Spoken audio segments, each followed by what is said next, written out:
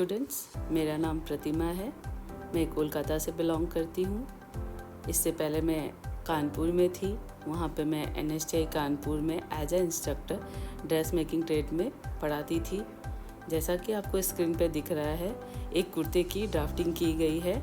ये एक प्लेन कुर्ते की ड्राफ्टिंग है जिसका फ्रंट और बैक दोनों बना हुआ है, जिससे कि आप अच्छे से समझ पाएँ कि ये कुर्ते की ड्राफ्टिंग कैसे होती है और आगे जाके आपका कुर्ता एकदम सही बने।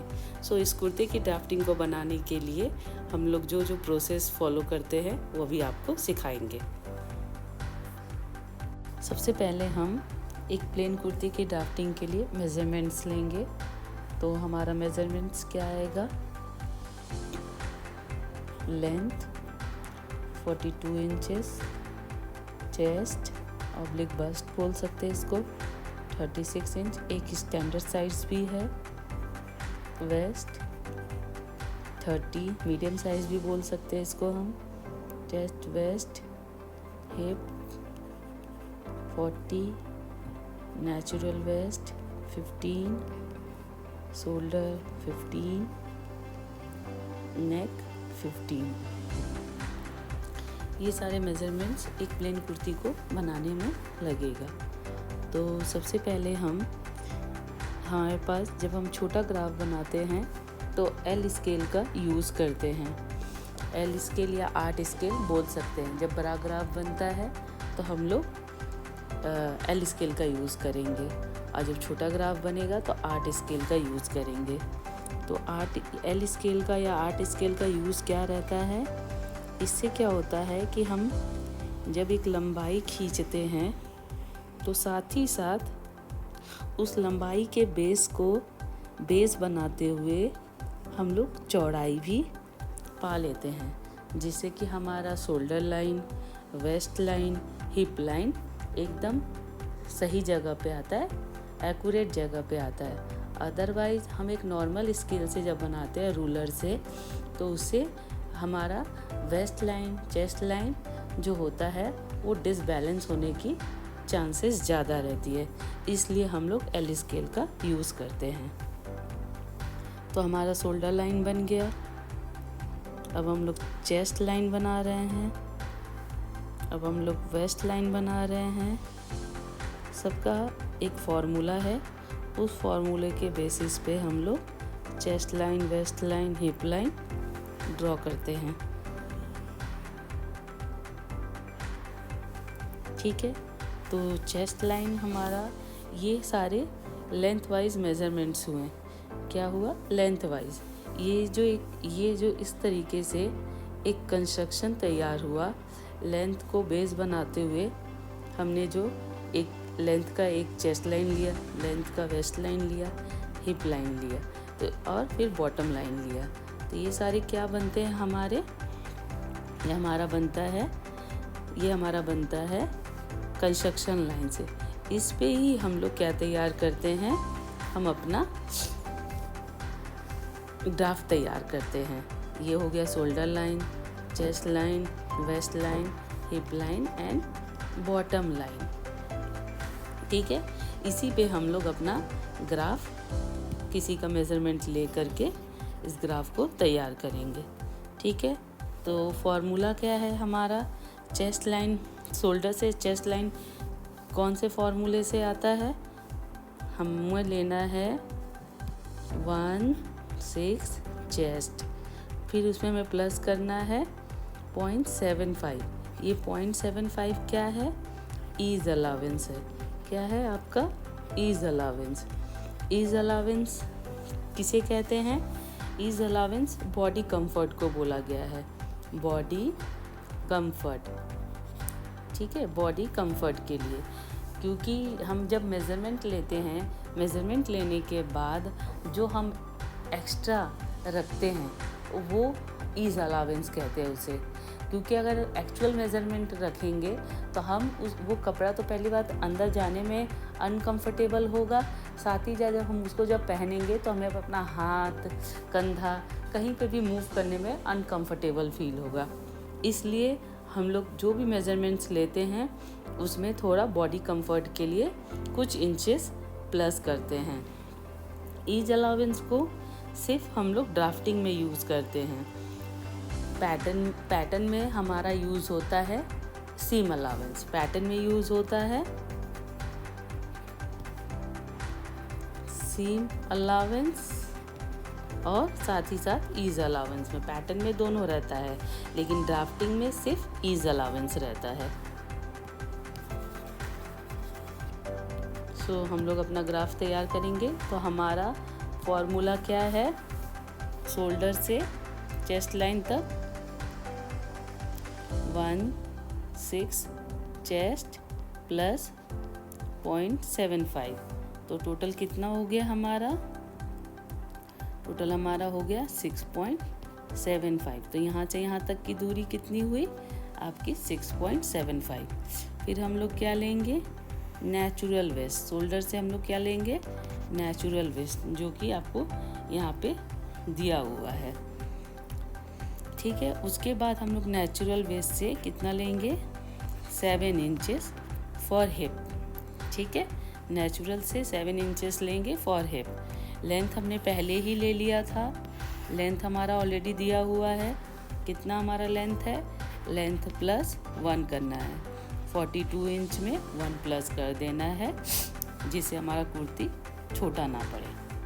ये तो हो गया हमारा लेंथ वाइज मेजरमेंट। इसके बाद हमें विथ वाइज मेजरमेंट्स लेना है। तो हमारा विथ वाइज मेजरमेंट में सबसे पहले आएगा शोल्डर। तो हम यहाँ पे हाफ शोल्डर लेंगे। ठीक है, शोल्डर 15 दिया हुआ है, 15 दिया हुआ है, उसका हाफ ले लिया हमने 7.5। शोल्डर लेने के बाद हम एक सीधी लाइन ड्रॉ कर देंगे, एकदम सीधी। ठीक, इसके बाद हमें क्या करना है, अब हमें चेस्ट का मेज़रमेंट लेना है। तो चेस्ट का फॉर्मूला क्या है, अब हम लोग विथ वाइज मेज़रमेंट्स ले रहे हैं। 1/4 चेस्ट प्लस 1 इंच। तो 1/4 चेस्ट का मतलब क्या हो गया, चेस्ट को 4 से भागा दे दीजिए। तो कितना आ गया आपका 9 में 1 प्लस कर देना, तो कितना हो गया हमारा टोटल 10 इंच। ठीक है, 10 इंच। वैसे ही 36 वाला जो था आपका 1/6 चेस्ट था, उसको भी 36 से 6 से भागा देना था। तो आपका आ गया 6 में 0.75 प्लस करना था। तो हम 6.75, ये हमारा क्या निकला, चेस्ट लेंथ। ठीक है, लेंथ वाइज चेस्ट कहाँ पे आएगा। अब इसके बाद हम लोग विद का लेंगे राउंड में 1/4 वेस्ट प्लस 1 इंच। तो राउंड का लेंगे तो हमारा वेस्ट कितना है, 30 है, 30 डिवाइडेड बाई 4, तो कितना आ जाएगा 7.5 प्लस 1 इंच। तो कितना हो गया टोटल 8.5 इंच। ओके, उसी तरीके से हम अब हिप का लेंगे, hip by 4 equal to 10 inch plus 1.5, तो टोटल हो गया 11.5। तो हमारा यहाँ पे आ गया 1/4 हिप प्लस 1 इंच। ठीक है, इस साथ ही साथ अब हम बॉटम का लेंगे। बॉटम का फॉर्मूला है 1/4 चेस्ट प्लस 3 to 5 इंच। तो हमारा चेस्ट 36 डिवाइडेड बाई 4 आया आपका 9, प्लस उसमें 3 to 5 करना है, मैं 3 कर रही हूँ, तो हमारा टोटल हो गया 12 इंच। तो हमने यहाँ पे 12 इंच ले लिया। ठीक है, तो हमारा लेंथ वाइज और विथ वाइज सारे मेजरमेंट्स हमने ले लिए। अब हम लोग नेक ड्रॉ करेंगे। नेक का विद क्या है, नेक विद हमारा निकलता है एक फॉर्मूले से 1/6 नेक। तो नेक कितना दिया हुआ है यहाँ पे आप लोगों को 15, तो 1/6 नेक कितना आएगा 2.5। तो यहाँ पे कितना आएगा, हम लोग 2.5 लेंगे। ठीक है, 2.5। अब हम लोग क्या करेंगे, नेक को ड्रॉ कर देंगे।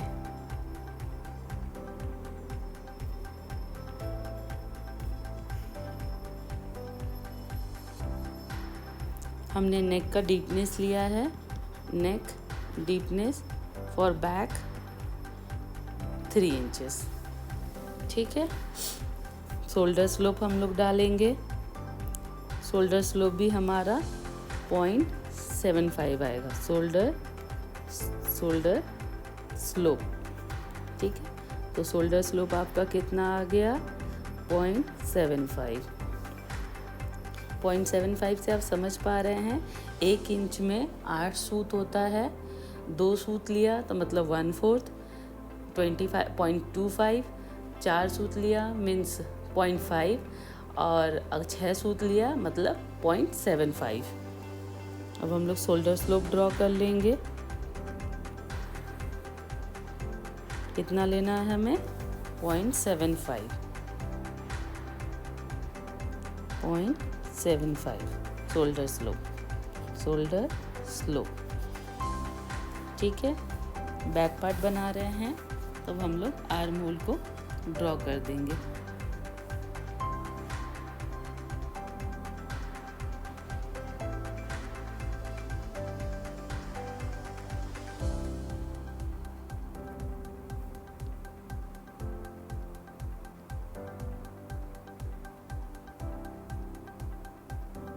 चाहे तो हम यहाँ से यहाँ तक की दूरी 1 इंच ले सकते हैं। फ्री हैंड करना रहेगा आप लोगों को ये।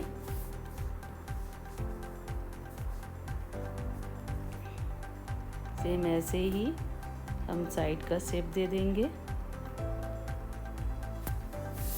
हमारा सीधा सीधी नहीं होगा क्योंकि हमारा बॉडी कर्व शेप का है, तो हमें इसे कर्व तरीके से बनाना है। हमारे बॉडी में कहीं पॉइंट नहीं है, पॉइंटेड नहीं है, शेप है, इसलिए हम लोग शेप यूज़ करेंगे।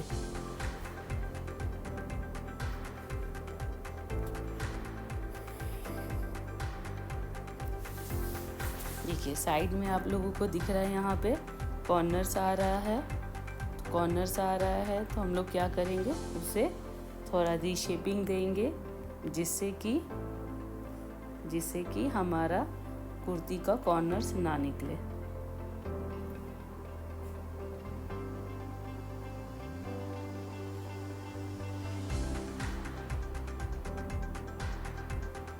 तो ये हमने शेप दे दिया। ये शेप हमें कितने इंच पे देना है? 1.5 मतलब 1.5 इंच पे देना है। तो हमारा ये बैक पार्ट रेडी हो गया। ठीक है, ये हमारा बैक पार्ट रेडी हो गया। अगर हमें एक ही में दोनों बनाना है, दोनों की ड्राफ्टिंग करनी है, बैक की भी और फ्रंट की भी, तो सिर्फ 2 ही डिफरेंस होता है, एक नेक में एक शोल्डर में। तो सबसे पहले हम नेक बनाएंगे।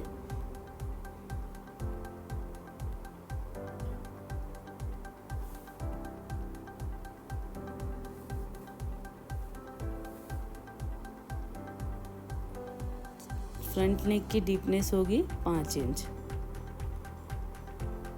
फ्रंट नेक का डीपनेस दिया मैंने 5 इंच। ठीक है, और पहला नेक बना दिया। ठीक है, विद हमें ऑलरेडी मेरे पास है 3 इंचेस। अब हमने इसमें डीपनेस डाल दिया 5 इंचेस। अब हमारा फ्रंट का आर्म होल बनेगा। तो फ्रंट का आर्म होल के लिए हमें सबसे पहले क्या करना है, हमें एक तिरछा लाइन ड्रॉ करना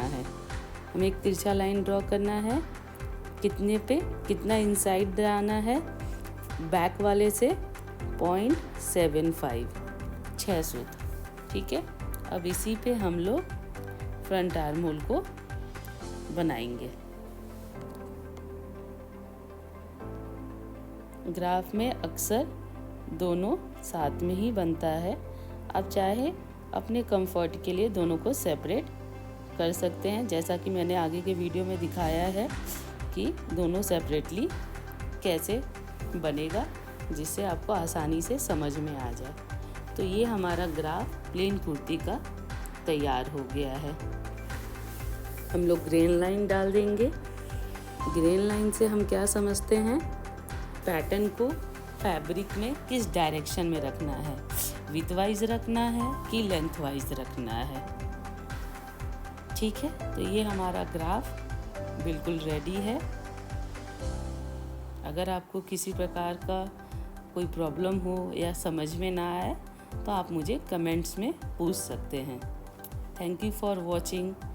डू सब्सक्राइब एंड शेयर